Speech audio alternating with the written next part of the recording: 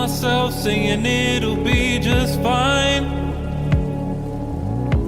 Lying to myself, cause I don't like what I see.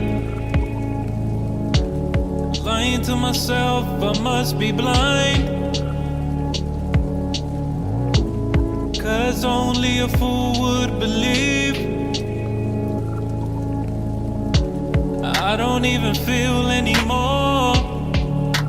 You took that from me.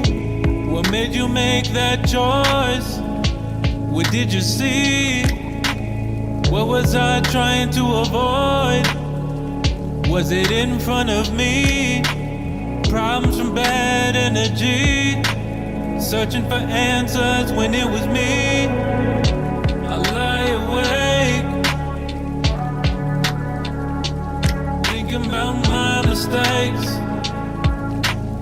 Thinking about my mistakes. I lie awake, thinking about my mistakes. Thinking about my mistakes. Thinking about my mistakes.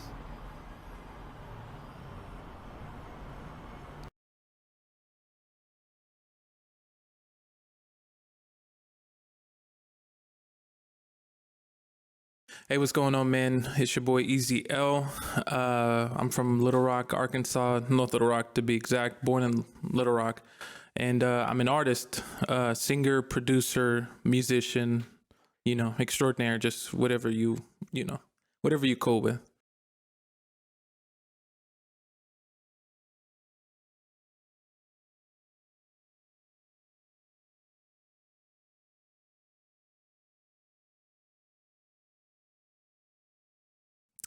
Okay, so man, some of the inspiration that I had growing up, I guess, musician wise. So I grew up listening to a lot of hip hop artists.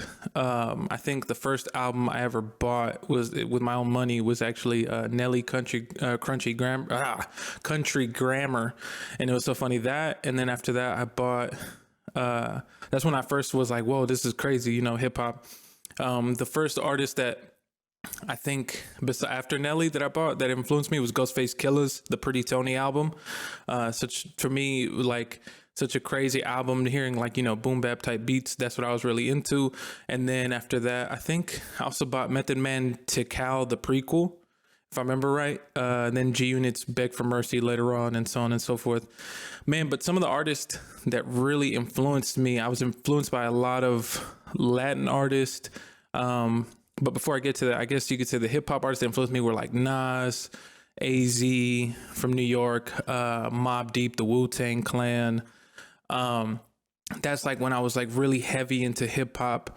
And then later on, I kind of got influenced by a lot of Latin rappers. So like if for those who aren't familiar, like Tego Calderon, he's like an OG in the game from Puerto Rico, super dope dude, influenced by a lot of like reggaeton artists. So like Don Omar, Daddy Yankee, Hector El Father, Tito El Bambino, because, I myself am Latin. And so like I grew up listening to like a lot of variety of things.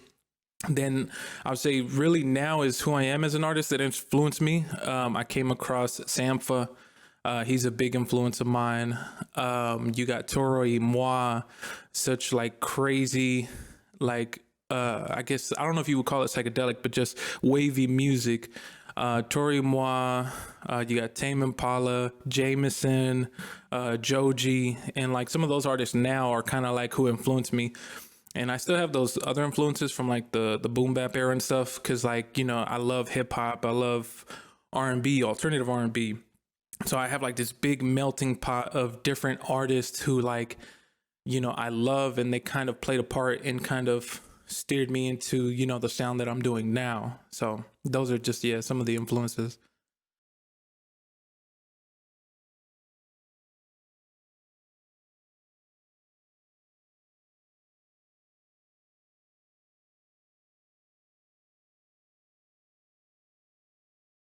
Okay, so the reason why I moved out to Atlanta, it's so funny because I actually didn't meet the rest of the group, Coolassppl, until like I moved out here. So the only person I think I knew a little bit, like literally like a week or two before I moved out here was Jetty. So Jetty was the one that actually helped me move out here. So the reason why I moved out here was because money. It was like cheaper out here. It was funny because I went to school, side note, I went to school for digital filmmaking, which is, making movies. I loved movies. My mother loved movies. I grew up watching movies at the same time that I loved music. And I wanted to move to California, but at the time it just wasn't feasible. Like I was going to be living out of my car. And I was like, I was willing to do it, but it just like, I even went out there to visit and scope it out because I had an uncle in California, and it just like, it didn't feel right. It's kind of just a feeling. I was like, I should do this, but then part of me was like, nah, I don't know. And then slowly but surely, like the stars started to align for me to move out here to Atlanta. And it was crazy. Like certain jobs opened up, or, like a room opened up, which is how I met Jetty and stuff. From Coolassppl. So I moved out here because it's feasible, and I had like just enough money to be okay for a little bit, and until I got a job or something just to hold me down. And so I just moved out here because it's more feasible.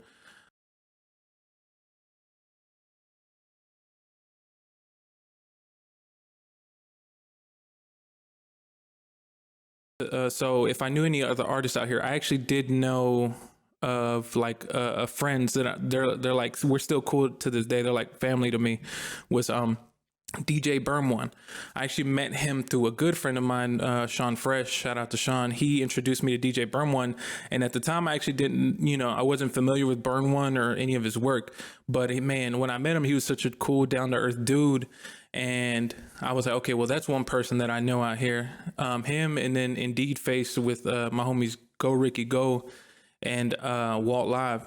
And they were all like musicians out here getting it and, working in the studio at, all late hours of the day.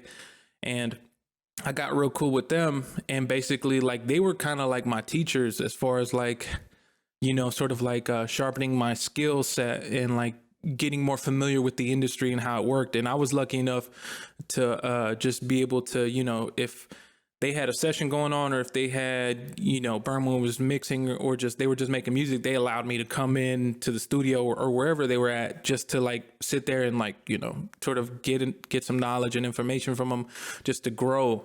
And it was such an eye-opening experience, because like, that's when I was like, whoa, like, you can do a lot of things with this music here. And I guess, was there any other cities or spots that you had in mind? I did think about, like I said, California was one. LA just wasn't feasible. I did think about going to Chicago for a little bit, just because my pops lives up there, and I was going to live up there. But then it just didn't make sense film-wise or music-wise for me. And I didn't know anybody up there. And I think the other place I was going to go to was New York. That was one place, but just like LA, it just wasn't feasible for me. I wasn't like, I didn't have that type of money to be living in the city, or, I didn't want to sort of, I don't like the idea of living on top of each other and just, being packed in like sardines. But those are some of the other ones.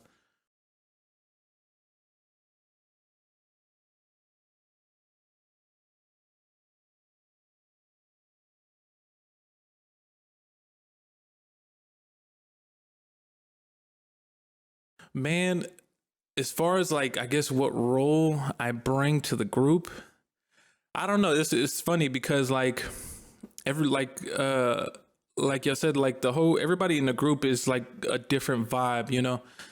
It's everybody has their own influences and their own like way that they do things, and I think that's really dope to me, because we can kind of learn and bounce ideas off of each other. Because I feel like all of us, we're all adaptable. So like me, I kind of like really loved that like sad boy music, or like, kind of like a wavy type of vibe. That's like my vibe right there. And like I bring that into like whenever we're doing songs together, like the production style, it's a little bit different than, your typical hip hop or trap song.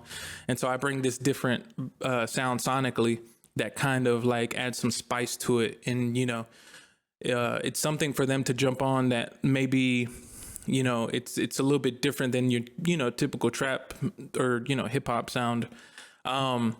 And so I feel like I bring that alternative side, to the group as far as like singing or even rapping when I do rap.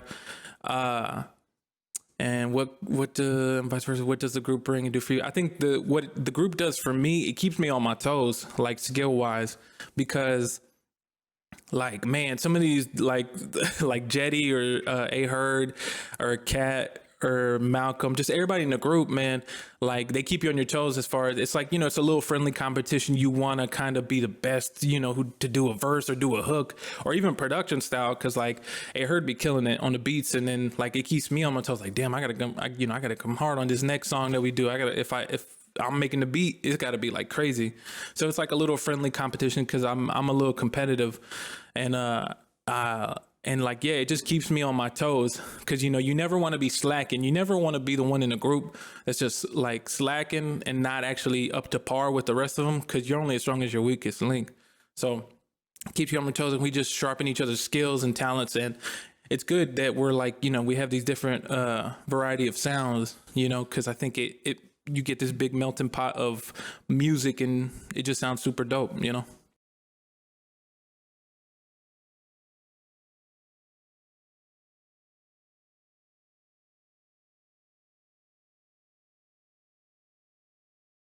Man, as far as like future plans, um, for like my music, I just want to keep growing and just keep creating like my sound and keep honing in on it. Um, I would say that like, let me see, like sound. Hold on, let me take it back. So for my music, I just want to keep growing. Eventually, I do want to do more live performances here in Atlanta and just all over the world. For Coolassppl, man, we trying to take over the world, and so we're just continue growing until people start to notice like how dope we are. I would say we'll probably do a lot more music videos, maybe some dope little live performances here and there once we get the sound quality right. So yeah, I think there's gonna be things that we do like live music through YouTube or maybe like social media, and even dope music videos or just cool little concepts.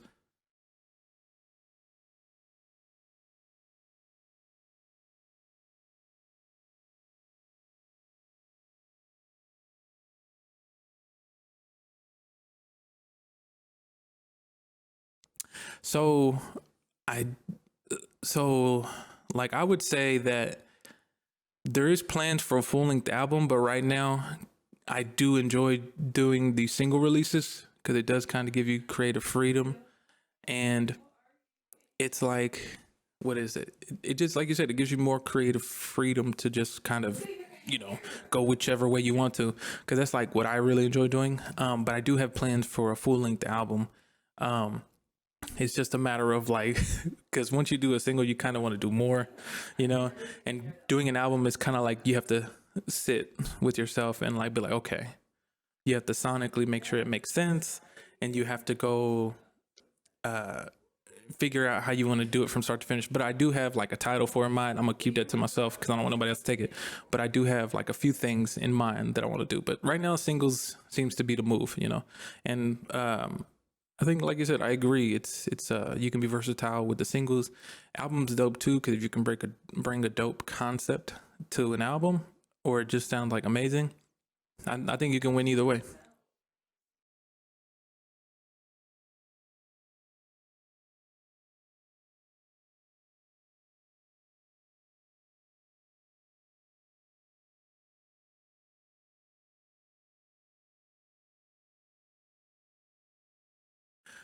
Yeah, man. It's funny because I feel like the one phrase that always rings true with me is like, the only competition I have is with myself. It's never me against the world. It's me against me. I think that's from like Kendrick Lamar's Damn album. And I like that phrase rings so true with me. And because there is no competition, I think everybody has a different sound and a different vibe that they bring to. And there's a lot of producers in the game that inspire me, man. Just like a lot. And when you really pay attention to people who, kind of just do their thing, man, like it's just like being in the Coolassppl group, man. We kind of just bounce off each other. Like I've heard a bunch of loops from other people or just beats that inspire me to go hard in my own way, and I don't feel like, I'm never in competition with anybody, because at the end of the day, I just want to be better than I was yesterday. But to basically answer, yeah, I'm inspired by inspiring others because I get inspired by others. The whole world inspires me in a way. But yeah.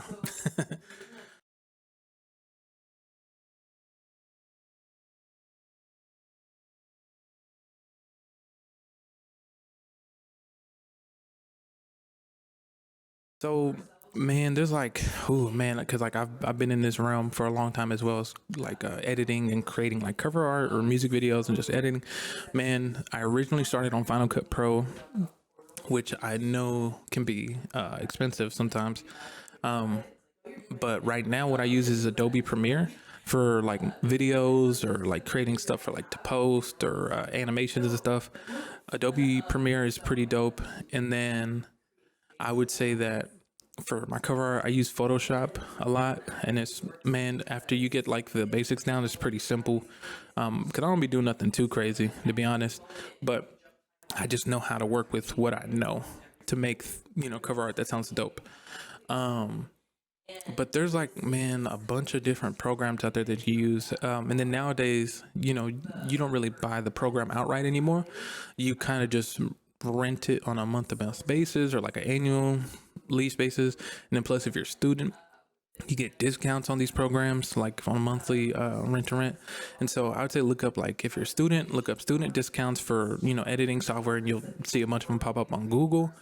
And yeah, what I use is Adobe Premiere for music videos, animations. You also have After Effects, which is another Adobe program, which is really good for like animations and stuff. But yeah, Adobe Premiere, After Effects, and Photoshop. That's what I use. And then also let me add this real quick, that YouTube is like key. So like when you're first starting out in these programs and you don't know what the hell you're doing, the thing that I would always do is nowadays, YouTube, you learn everything on YouTube. It's a university. Go to YouTube University, type up how, basics for Adobe Premiere or basics starting off on Adobe Photoshop. And bro, I kid you not, you'll pull up a list of videos that people who go through and tell you, like, this is what this does, this is what that does. And there's nothing stopping anyone from learning how to like master a program or how to do certain techniques. So I would say just look up, get whatever program that you can afford or that, you can get, and then go to YouTube and look up like, what I need to know when first using said program. And you'll pick up like a lot of stuff, man. You'll learn.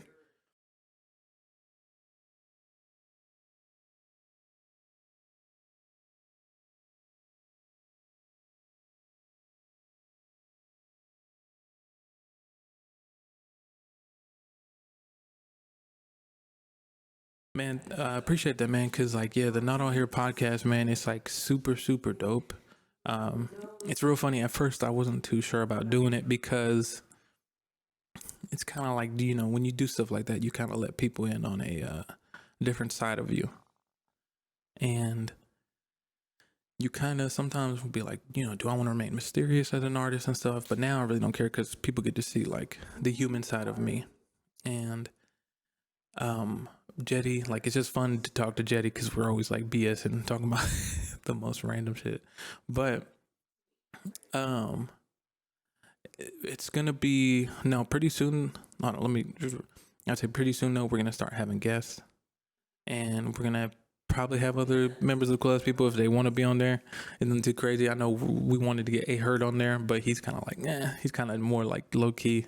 But we'll see. But I know we'll have like more people on there.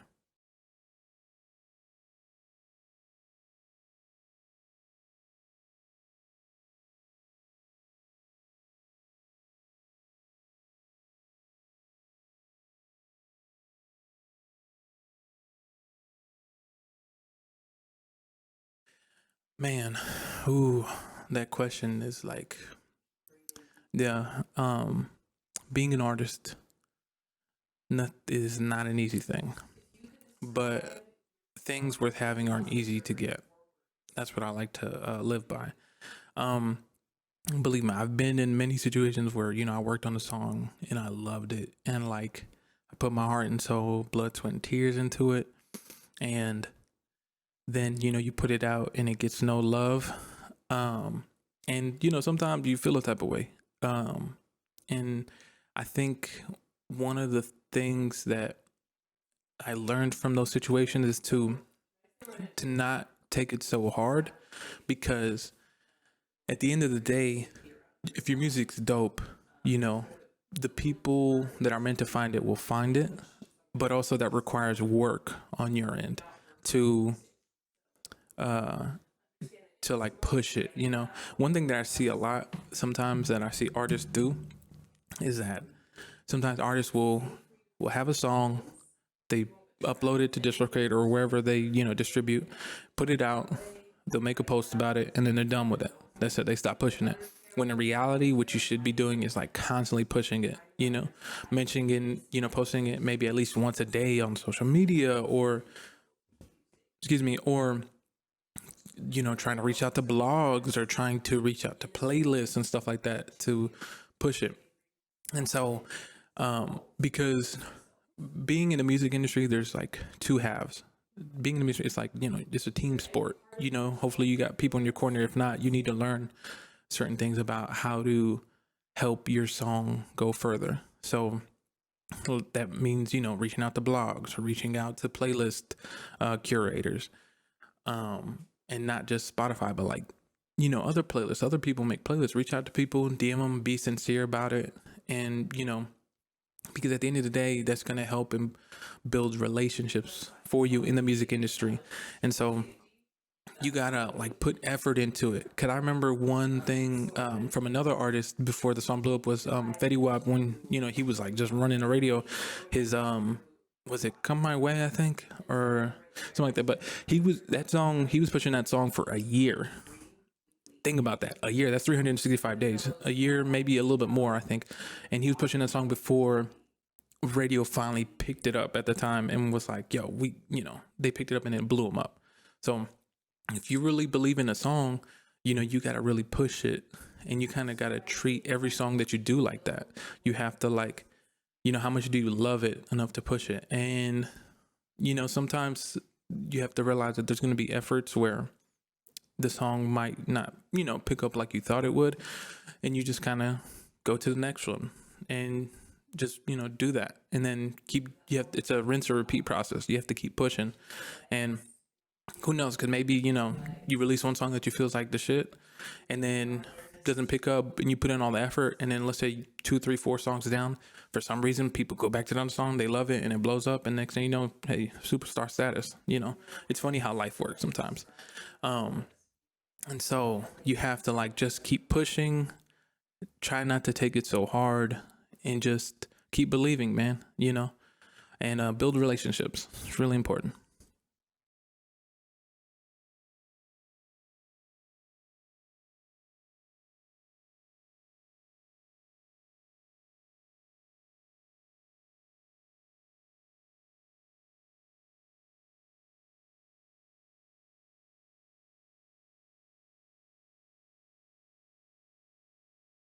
Thank you, man. I really appreciate that.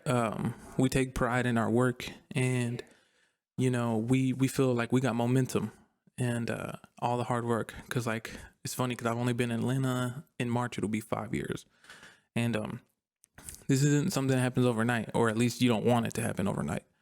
You kind of want to build so that way you understand like how the game works and stuff, because rather than being thrown in there, you kind of want to have all the information and the experience, so that way you can walk in there and be like, okay, I know how to handle myself, or I know how to deal with this music career or music industry. And so I really appreciate that, man. Thank you for the kind comments.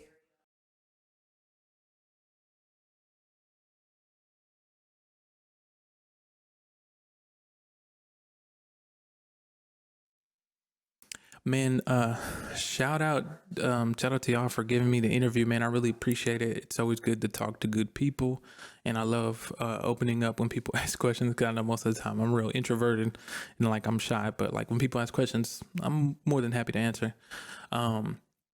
Shout out, of course, to the Coolassppl, Jetty, A Herd, Jabriel, Catastrophe, myself, Drew Fresh.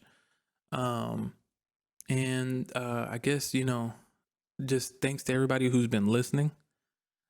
Thanks to those who've shared the music. Even if you just listen, you ain't vibe with it, man, I appreciate you. I really appreciate people for even checking us out, giving us a second of their time, because time is very valuable.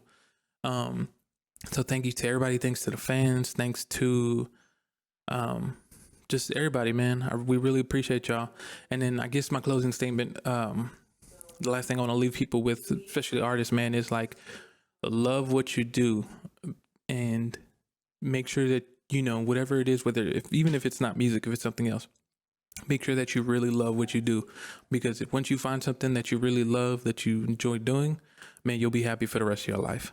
So, and then also make sure you plan out your things, because some people are good at winging it, but for me, like, I enjoy planning, and sometimes, practice turns into perfection.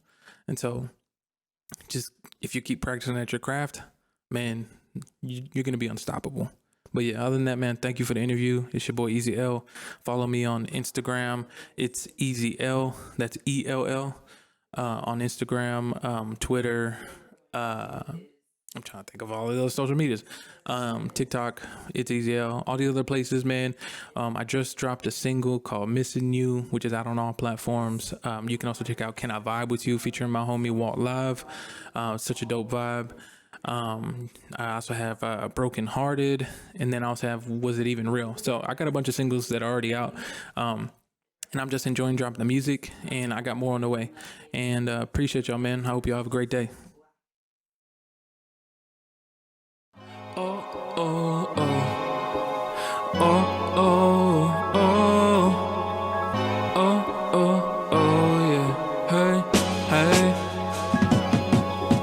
Miss me with all the bullshit.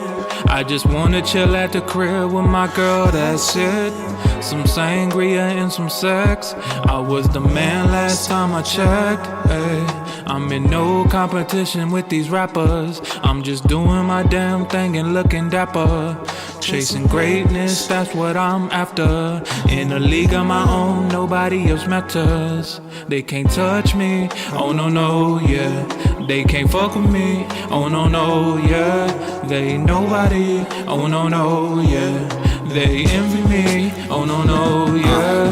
Feels like gourmet bars delivered from God. You applause when the kid is on the microphone, writing songs with type of zone he's on. We get it, dog, you killing bars. I've been involved since kindergarten, feeling the call in the music. I feel foolish doing other things other than this. I really want it now, bliss. Wanna get it jumping now, miss me with that foolishness. Who cool is this? We the coolest people you could speak to. Ain't no other equal out there to compete to. I'm feeling regal in my own cathedral. It's sacrilegious to throw dirt on my brethren, we lethal. Head to earth if you humble, yeah, I'm standing with you. But if not, we could behead you, let the earth just They can't touch me, oh no, no, yeah. They can't fuck with me, oh no, no, yeah.